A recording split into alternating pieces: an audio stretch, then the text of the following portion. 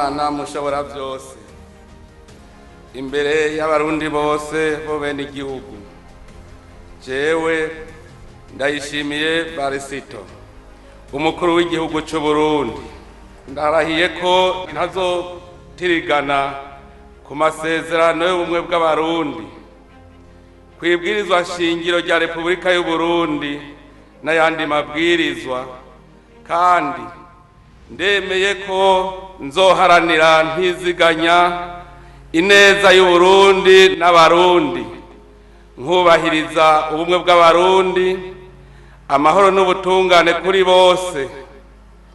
Ndemeye kurwanya ivyiyumviro n'ingendo y'ihonyabwoko no gukumirana, guharanira no guteza imbere agateka kazina muntu n'akabenegihugu bose, no kubahiriza imbibe no kwikukira kwa Repubulika y'u Burundi.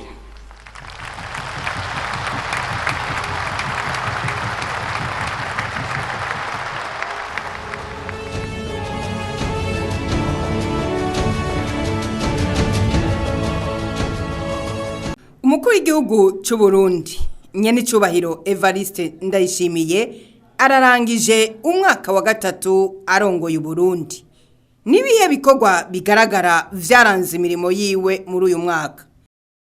Ni umwaka udasanzwe aho Burundi bwihaye intumbero yo gutera imbere bushingiye ku butunzi kama bufise no mu kwifatanya n'ayandi makungu. Turabibutsa bike cyane mu vyo yaranguye. Varisito wacu nimvuga kuriya nk'ubunebwe n'akarenganyo, aharanira inyungu z'abarundi bose arakaramba.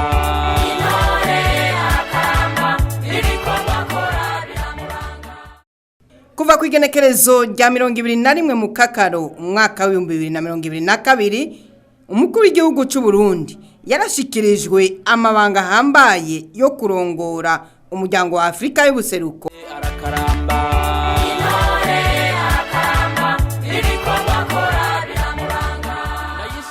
Ayo mabanga atoroshe yagaragariye mu bikorwa bihambaye bishingiye ku kugarukana amahoro n'umutekano mu buseruko bwa Repubulika Iharanira Demokarasi ya Kongo. Amanama menshi yarakozwe muri iyo ntumbero, mbere yaranakozwe no ku yindi migambi y'umuryango. Mbere muri iyo migambi twovuga umugambi udasanzwe urabugwaruka, aho Nyenicubahiro Evariste Ndayishimiye yatowe nk'imboneza mu mugambi bise ugwaruka amahoro n'umutekano ku mugabane wa Afrika. Nino ngaho nyene yagenywe kuba icegera cya gatatu cy'umukuru w'ubumwe bwa Afrika ajejwe akarere ka Afrika yo hagati.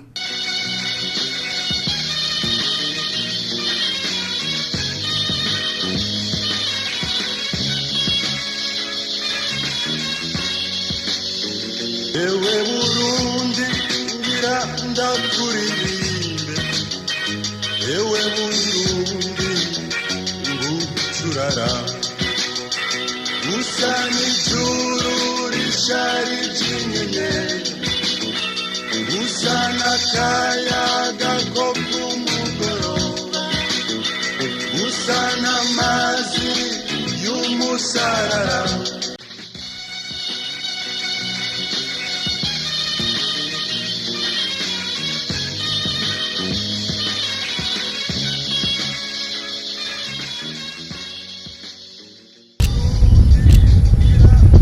Nyenicubahiro Evariste Ndayishimiye yaritavye amanama menshi afise intumbero zitandukanye, kandi muri ayo manama Uburundi bwaramenyekanye ko bugeze ku yindi ntambwe ishimishije.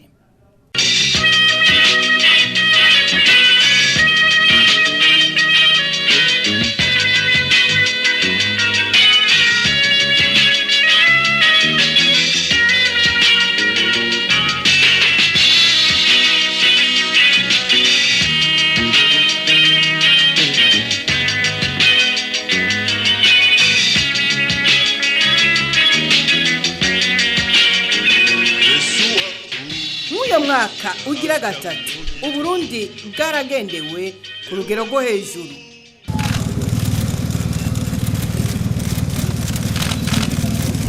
Mzee wetu sawa. Karibu.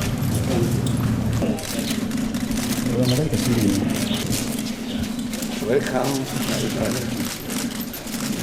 Welcome.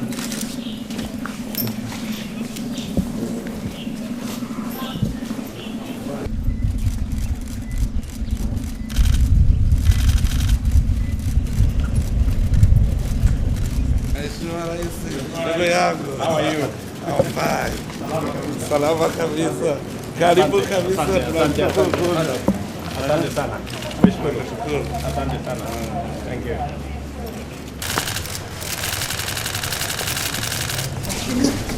Karibu, shikamoo mama. Salama kabisa. Salama, karibu.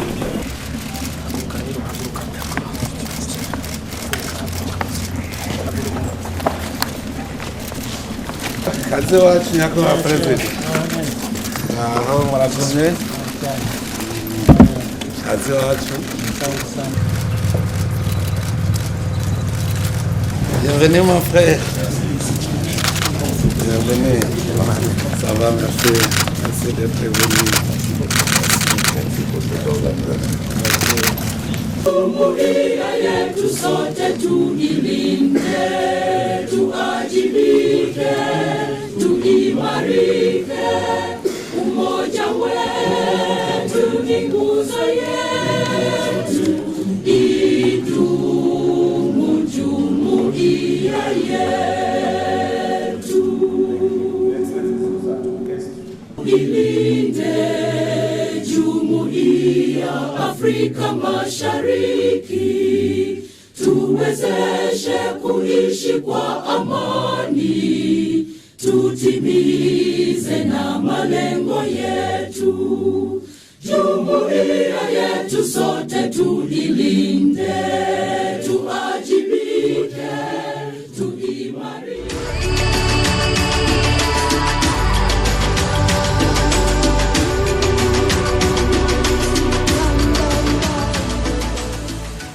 Umukuru w'igihugu yarakiriye kandi n'abaserukira ibihugu vyabo n'inzego zabo batandukanye. Hakaba harabaye bimwe biboneka ukunagura imigenderanire y'u Burundi n'amakungu. Ewe Burundi kuteye igomwe,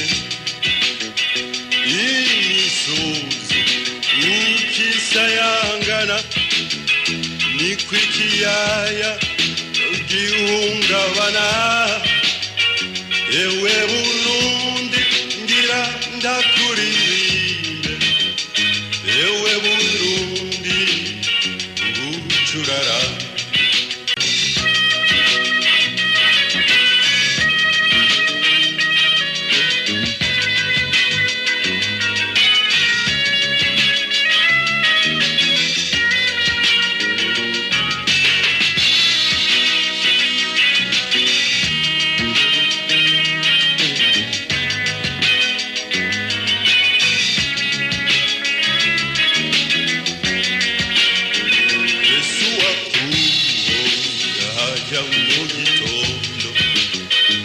Ewe Burundi kuteye igomwe,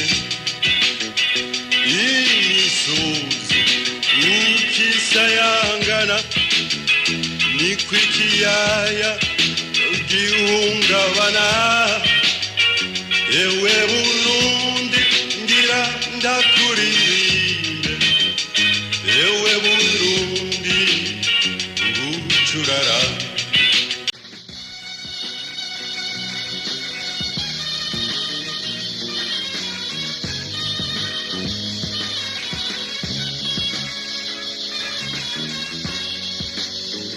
Ewe Burundi ngira ndakuririmbe, ewe Burundi ngucurara. Usa n'ijuru risharije inyenyeri, usa n'akaya.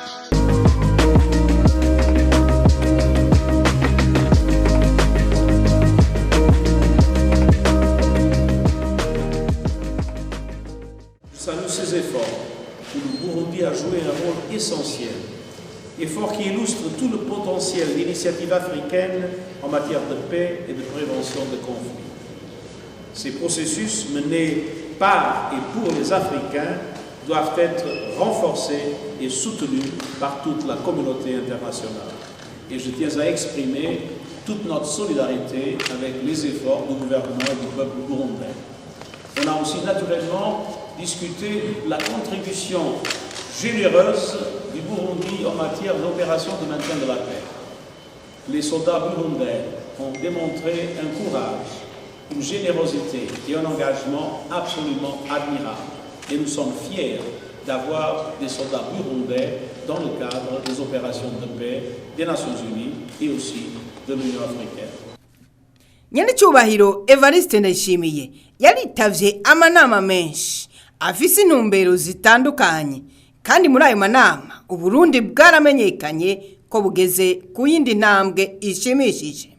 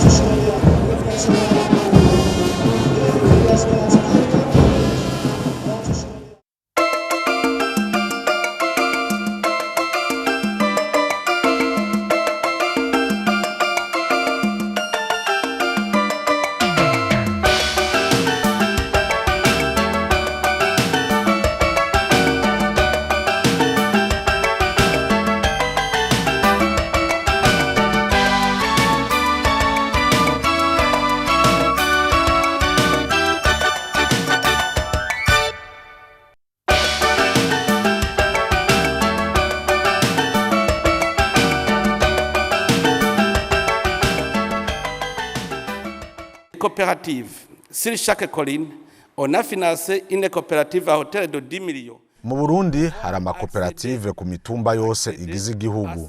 Buri koperative ikaba yaronkejwe amafaranga miliyoni 10 kugira ngo igure ibikoresho.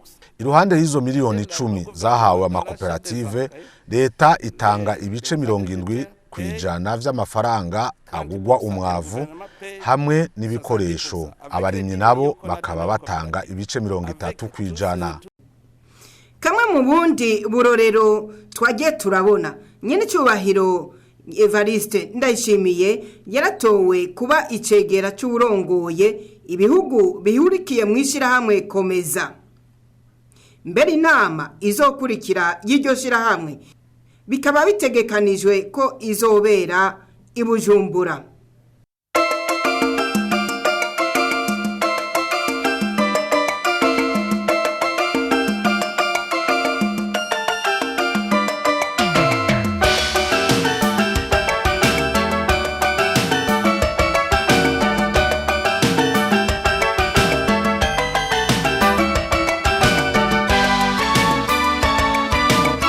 Magenekerezo ya 2021 ndamukiza incabwenge z'Uburundi iziri mu gihugu n'iziri hanze zikoresheje bwa buhinga ngurukana bumenyi zarakoraniye mu ngoro y'amakoraniro mu Kigobe.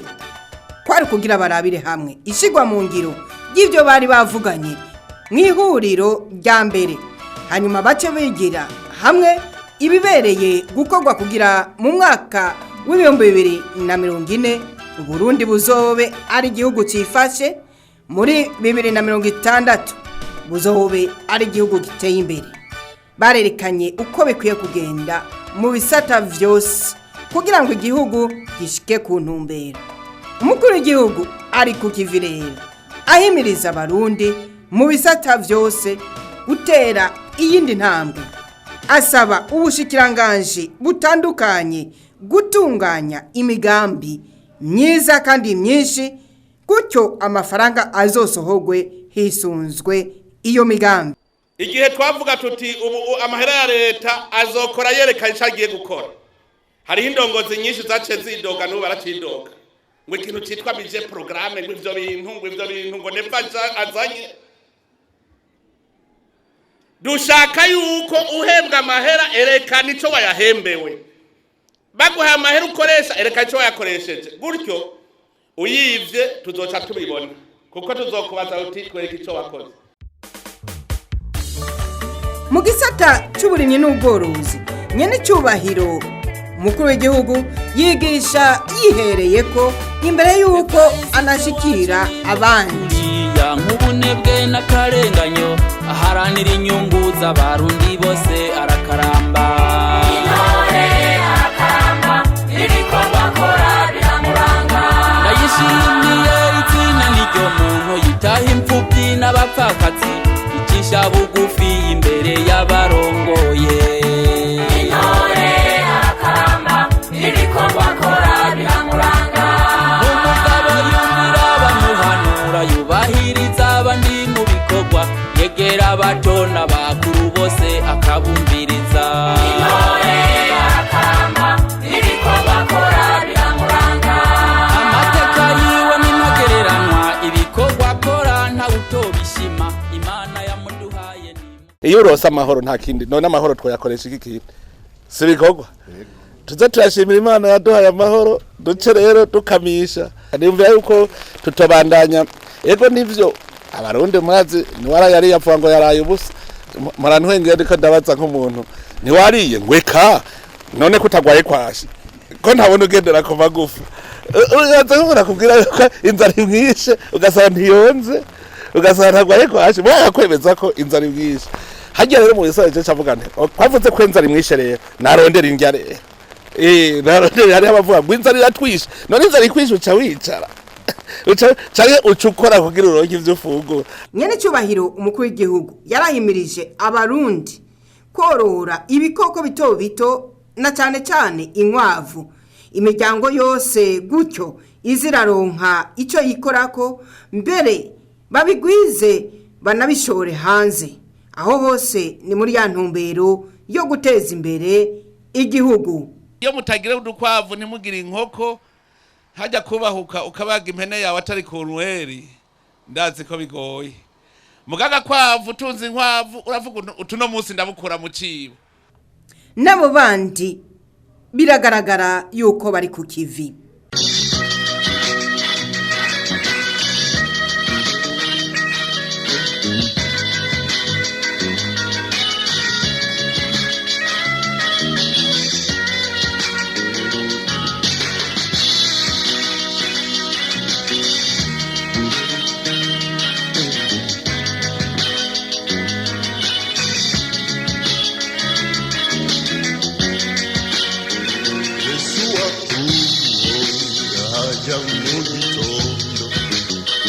Ewe Burundu kuteye igomwe imisozi nikisayangana nikwikiyaya gihungabana.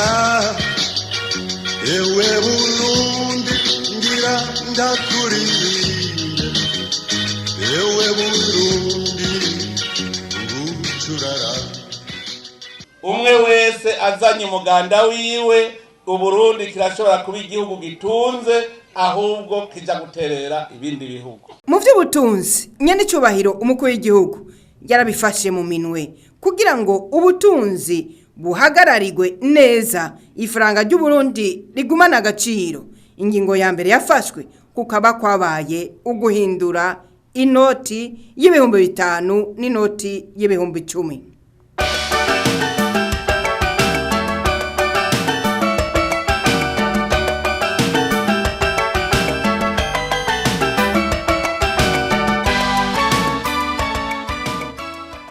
Ivyo nibike mu biriko birakorwa. Abarundi basabwa kongereza umurindi kugira dushike ku ntumbero. Turifurije Nyenicubahiro umukuru w'igihugu gushika kuco yiyemeje ku neza y'Uburundi n'Abarundi. Urasaba Imana yoyo yamuduhaye ibiganza byiwe bihezagire icyo azokora cyose cyame kirama arakaramba.